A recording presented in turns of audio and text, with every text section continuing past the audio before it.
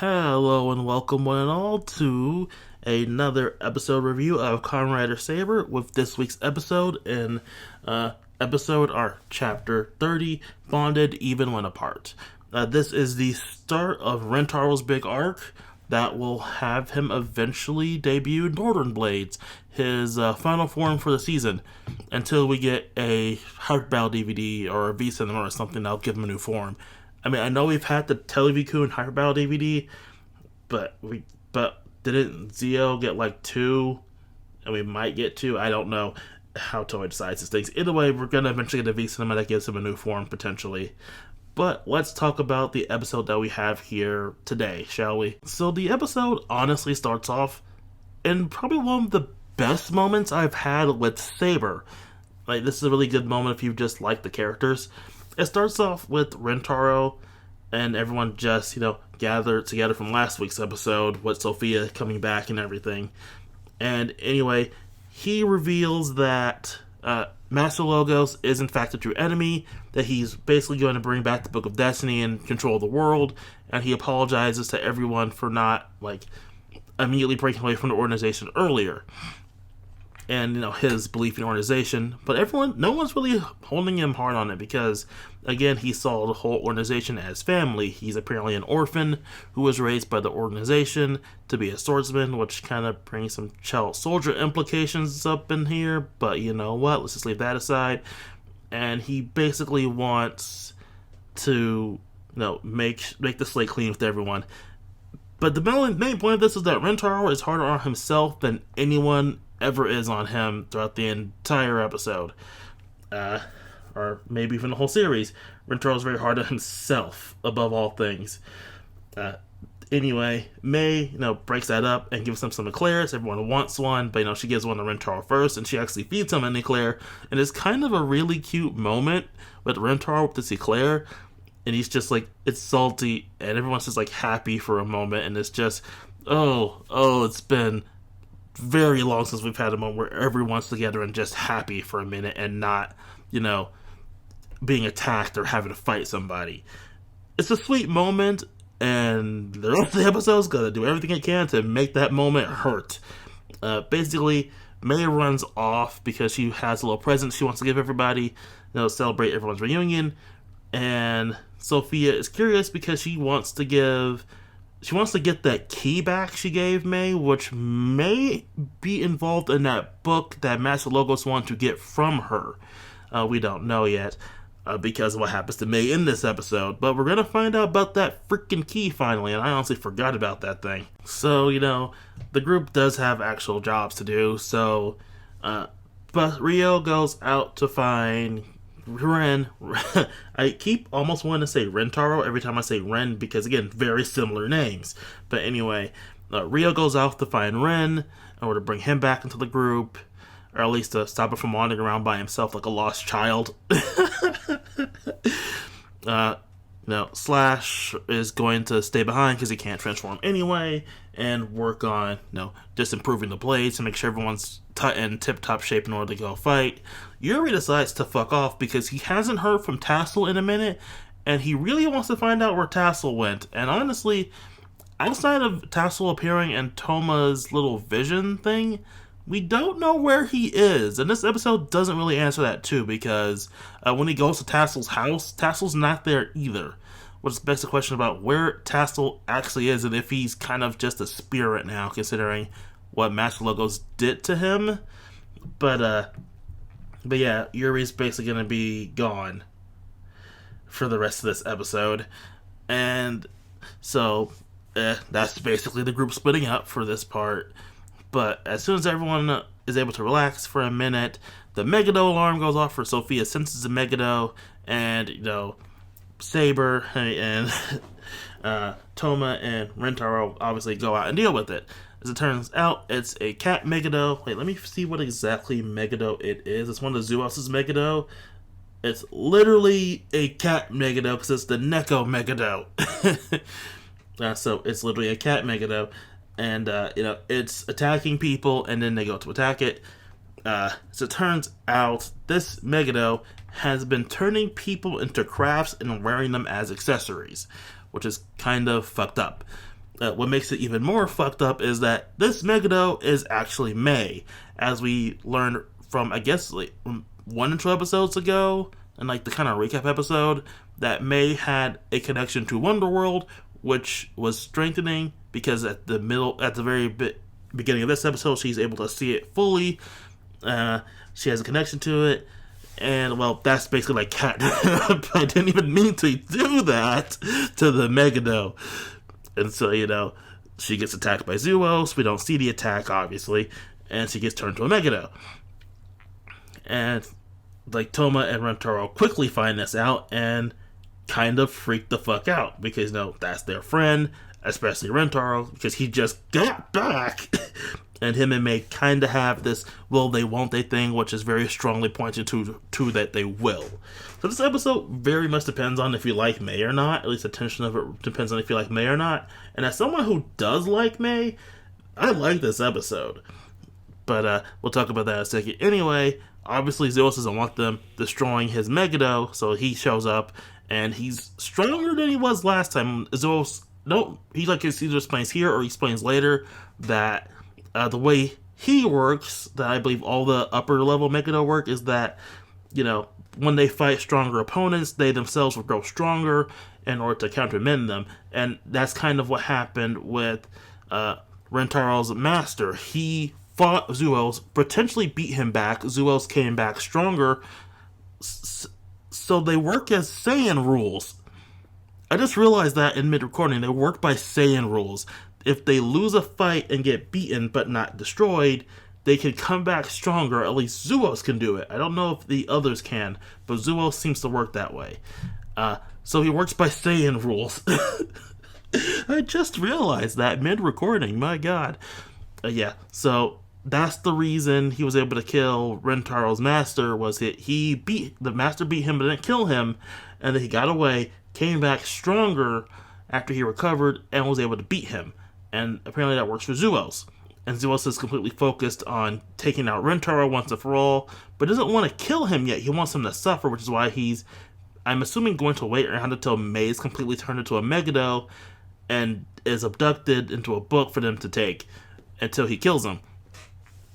And, that's kind of fucked up. But, this entire episode is, let's make Rentaro scream his ass off after giving him a really sweet moment.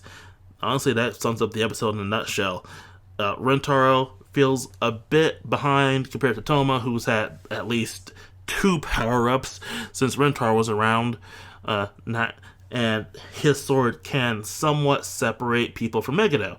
Not 100%, because he can only kind of do it now, and Rentaro himself can't do it, so he feels a bit mediocre in comparison, as his sword won't glow, and he can't seem to separate the people from the Megiddo.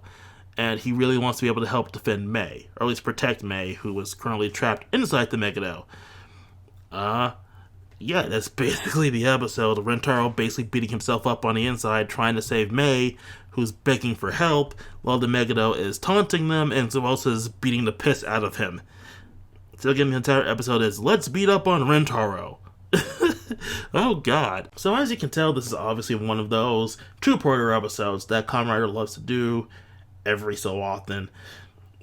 Basically, again, this whole episode is, let's make Rentaro scream his ass off, because it's been 10 episodes since we've had him on screen doing really anything of that much importance.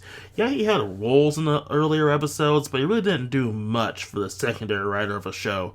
So they kind of had to make up for all the lost time they had by basically beating the piss out of the boy, or at least spiritually beating the piss out of the boy. And that's kind of the episode. I mean, yeah, of course, with May being the victim of the week this time, it's a bit of, like, working on that whole almost shipping fuel-esque thing between Rentaro and May. Which, as someone who does like May, as I keep stating in these episodes, because she's a pretty funny character, and, like, either intentionally or unintentionally sometimes. But, she has a good dynamic with Toma and a good dynamic with Rentaro. And she brought a good dynamic to the group, and still continues to at this point, as she is, like, generally one in the group to work together and be friends and all that kind of stuff, even if she herself is not a writer.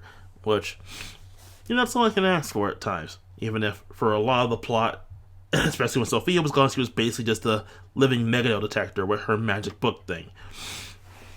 You know, so it's good to see that May has a role, even if that role is, let's turn you into the monster of the week and see if you can maybe die, which obviously she's not gonna die because, one of the main characters. And at this point, has there been a season where they've killed off the Kamen Rider girl and she wasn't a writer? Because I know the whole thing with killing off female writers is kind of a thing. Like, almost every female writer has at some point died, either temporarily or untemporarily. I think the only one who hasn't is Valkyrie, who you could argue the fact that she didn't really get to do much in that season kind of negates that. But that's semantics for a 01 video. But yeah, has there been a season where they killed off the Kamen Rider girl in a season itself? I mean, technically speaking, you could argue Wizard did it, but she was dead the whole time in Wizard. Minor spoiler for Wizard with that character. I'm not gonna name names. She was basically dead the whole series, and the entire plot was kicked off by her being a corpse.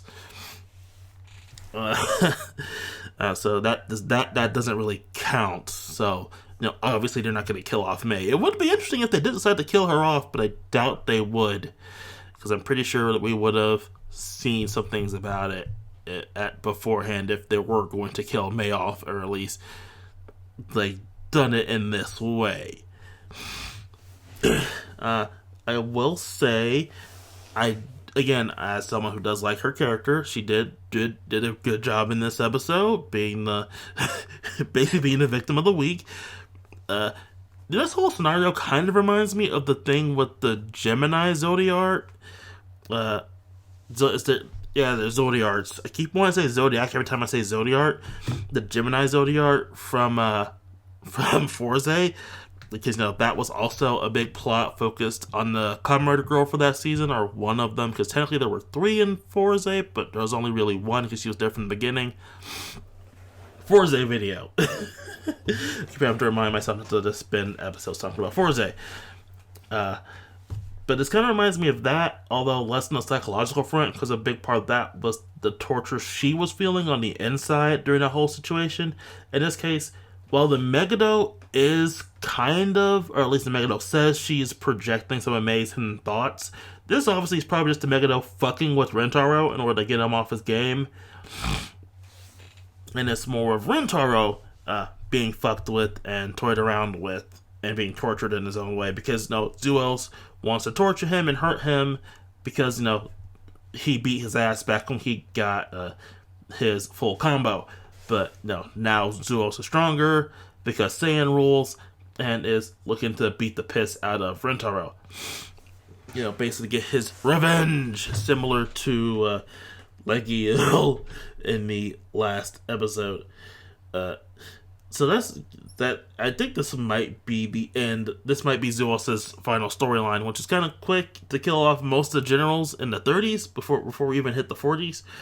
But Storios is obviously the big bad of the Megado group. So I mentioned Ren in the episode, and basically Ren is just being followed around by his ass. He's like, "Hey kid, do you want power?" He keeps basically just following him around, trying to offer him power, and Ren's like, "No, I don't want it." Like he's got an angsty teen, and he fights back. Well, not really fights back, but pushes back against Rio, and Rio finds him and tries to bring him back into the group because he wants to grow stronger on his own in order to basically show up Kento, and they need to explain his Kento obsession.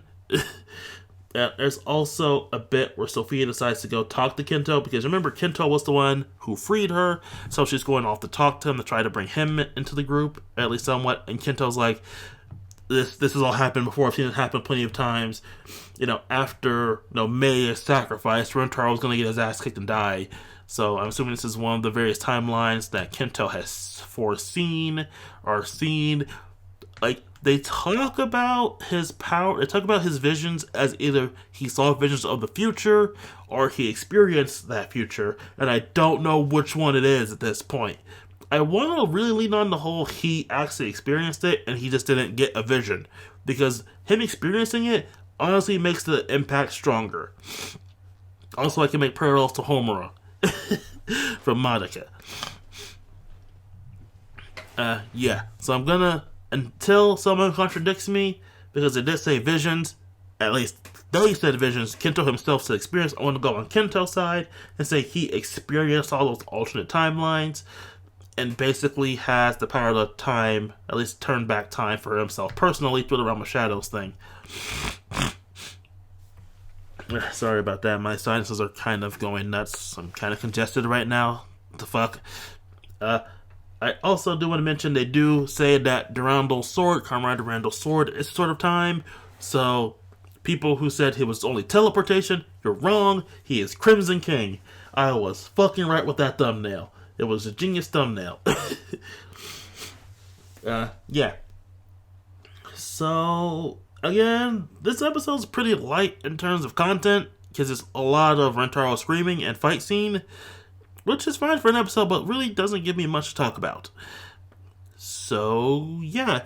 Overall, this is probably one of my favorite episodes of Saber because, again, I like May, I like Rentaro, and I like the fact that Rentaro is, in a way, trying to deal with the whole situation he's been dealing with for the past few episodes.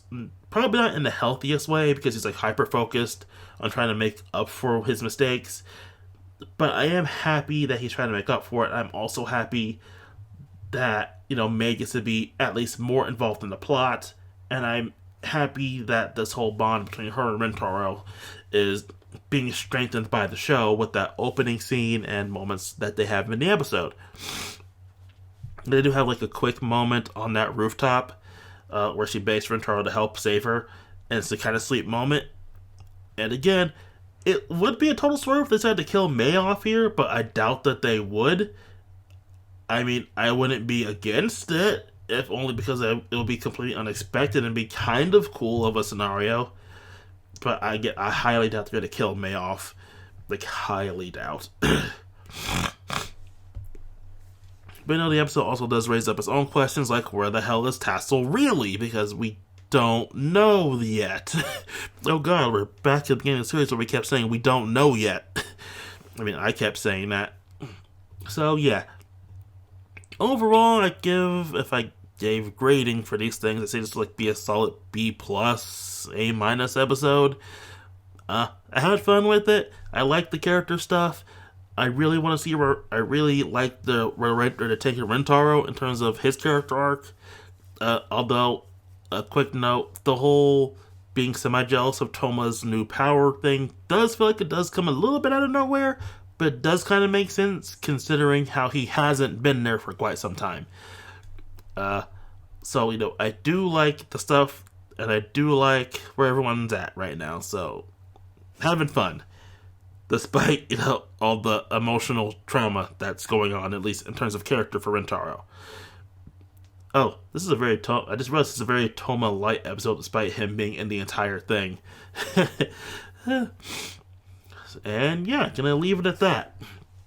See you all next week for the second part of this thing.